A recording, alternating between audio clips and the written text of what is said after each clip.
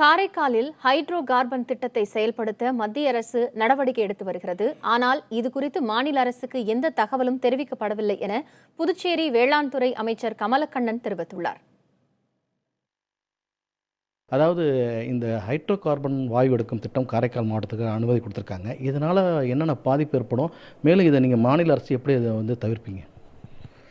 Hydro carbon என்ற எரிவாயு சம்பந்தமாக மத்திய அரசு அனுமதி கொடுக்கப்பட்டதாக செய்தித்தாள்கள் வாயிலாகவும் பல்வேறு ஊடகங்கள் மூலமாகவும் தெரிந்து கொண்டிருக்கிறேன். இதற்கு முன்பாக மத்திய அரசு தமிழகம் புதுச்சேரி பகுதியிலே மீத்தேன் வாயு எடுப்பதற்கான ஒரு முயற்சியை எடுத்தது. அது அனைத்து விவசாயிகளும் ஒருங்கிணைந்து போராடி மத்திய அரசு அந்த திட்டத்தை கைவிட்டது. இப்பொழுது ஹைட்ரோ கார்பன் என்று சொல்லக்கூடிய அந்த மீத்தேன் வாயுவினுடைய இன்னொரு நிலைப்பாடாக இருக்கக்கூடிய அந்த வாயுவை எடுப்பதற்கான முயற்சியிலே மத்திய அரசு மத்திய அமைச்சரவை ஒப்புதல் அளித்து அதற்காக டெண்டர் விடப்பட்டுள்ளதாக தகவல் வந்து கொண்டிருக்கிறது.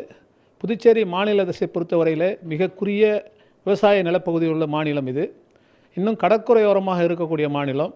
மேலும் பல்வேறு இயற்கை சீற்றங்களால் தானிய புயல், சுனாமி மற்றும் ஒவ்வொரு ஆண்டும் அந்த வங்கக்குடா கடலில் வரக்கூடிய புயல் சீற்றங்களால் பாதிக்கக்கூடிய பகுதி.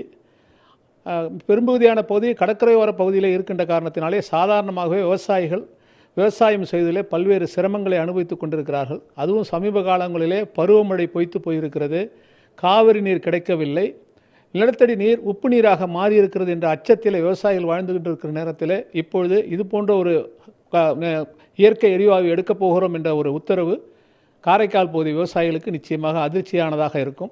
புதுச்சேரி மாநில அரசை பொறுத்தவரையில் முதலமைச்சர் அவர்களிடம் பேசி இதுவரையில் புதுச்சேரி மாநில அரசுக்கு இந்த ஹைட்ரோ கார்பன் காரைக்கால் பகுதியில் எடுப்பதற்கான எந்த தகவலும் வந்ததாக தெரியவில்லை.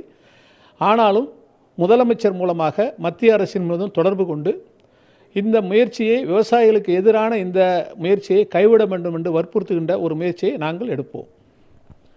அதாவது இந்த எரிவாயு எடுக்கக்கூடிய திட்டத்திற்கு மத்திய அரசு அனுமதி அளித்தது குறிப்பாக மாநில அரசுக்கு இதுவரை எந்தவித தகவலும் தெரிவிக்கப்படவில்லை என்றாலும் இந்த திட்டத்தை முழுவதுமாக கைவிடுவதற்காக மாநில அரசு மத்திய அரசை வலியுறுத்தும் என தெரிவித்திருக்கின்றார். புதிய தலைமுறை செய்திக்காக ஒளிப்பதிவாளர் ஸ்ரீதருடன் புதுச்சேரியிலிருந்து ரகுமான்.